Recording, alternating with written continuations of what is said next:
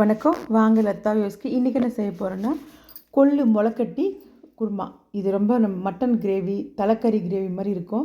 அவ்வளோ டேஸ்ட்டாக இருக்கும். வாங்க எப்படி செய்யுதுன்னு பார்க்கலாம். நான் இன்றைக்கி 1/2 கேஜி அளவுக்கு உழுவில் கொள்ளு எடுத்திருக்கேன். அதை வந்து நல்லா ஒரு நாள் ஃபுல்லாக ஒரு பகல் மட்டும் ஊற வச்சுட்டு அதுக்கப்புறம் நைட் வந்து இந்த மாதிரி ஒரு மல்லு துணியோ இல்லை எதனா ஒரு பையில் கூட கல்யாணத்தில் கொடுக்குறாங்க இல்லையா, அந்த பையில் கூட போட்டு நம்ம நல்லா டைட்டாக கட்டி ஒரு தட்டு போட்டு மூடி வச்சுருங்க. ஒரு நைட்டு ஒரு பகல் இருக்கணும். அப்போ தான் இந்த மாதிரி முளை வரும். இதில் முளைச்சி இந்த மாதிரி வரும். அப்போ நம்ம இதை வந்து கிரேவி பண்ணிக்கலாம்.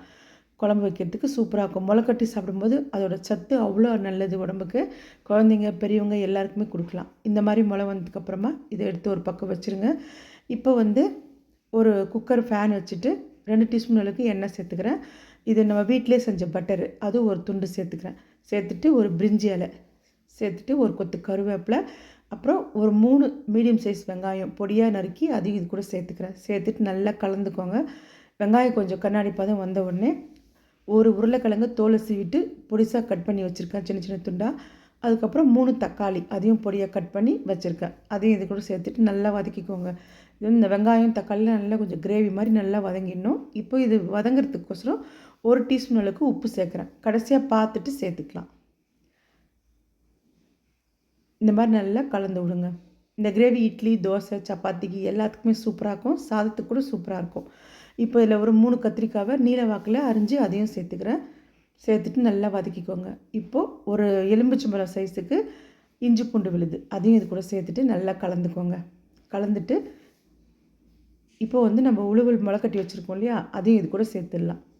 இப்போ உழுவல் முளை வந்து எந்த ஒரு கொட்டையுமே முளை வந்ததுக்கப்புறமா அதை வந்து நம்ம கழுவக்கூடாது. ஏன்னா அதில் இருக்கிற சத்தெல்லாம் வந்து தண்ணியில் போயிடும். இப்போது நல்லா ஒரு கலந்து கொடுத்துட்டு 1/4 டீஸ்பூன் அளவுக்கு மஞ்சள் பொடி, 2 டீஸ்பூன் அளவுக்கு தனி மிளகாத்தூள் காரம் பார்த்து சேர்த்துக்கோங்க. 2 டீஸ்பூன் அளவுக்கு தனியாத்தூள் மல்லித்தூள் அதுவும் சேர்த்துட்டு 1 டீஸ்பூன் அளவுக்கு நான் முருங்கைக்காயை வந்து காய வச்சு பொடி பண்ணி வச்சுருப்பேன். அதுவும் நான் வீடியோ போட்டிருக்கேன் பாருங்கள்.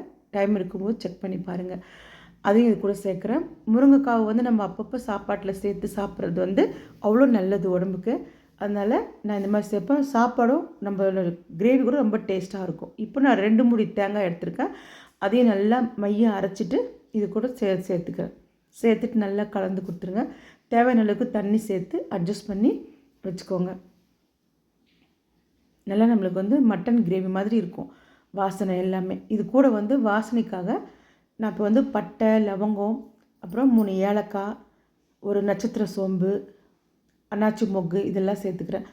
இது கூடவே 5 பாதாம் சேர்த்துட்டு 1 டீஸ்பூன் சோம்பு, 1 டீஸ்பூன் அளவுக்கு பெப்பர் அதையும் சேர்த்துட்டு நல்லா அரைச்சி எடுத்து வச்சுருக்கேன். இப்போது தேவையான அளவுக்கு உப்பு சேர்த்துட்டு 1 டீஸ்பூன் அளவுக்கு கஸ்தூரி மேத்தி அதை நல்லா பொடி பண்ணி சேர்த்துக்கிறேன்.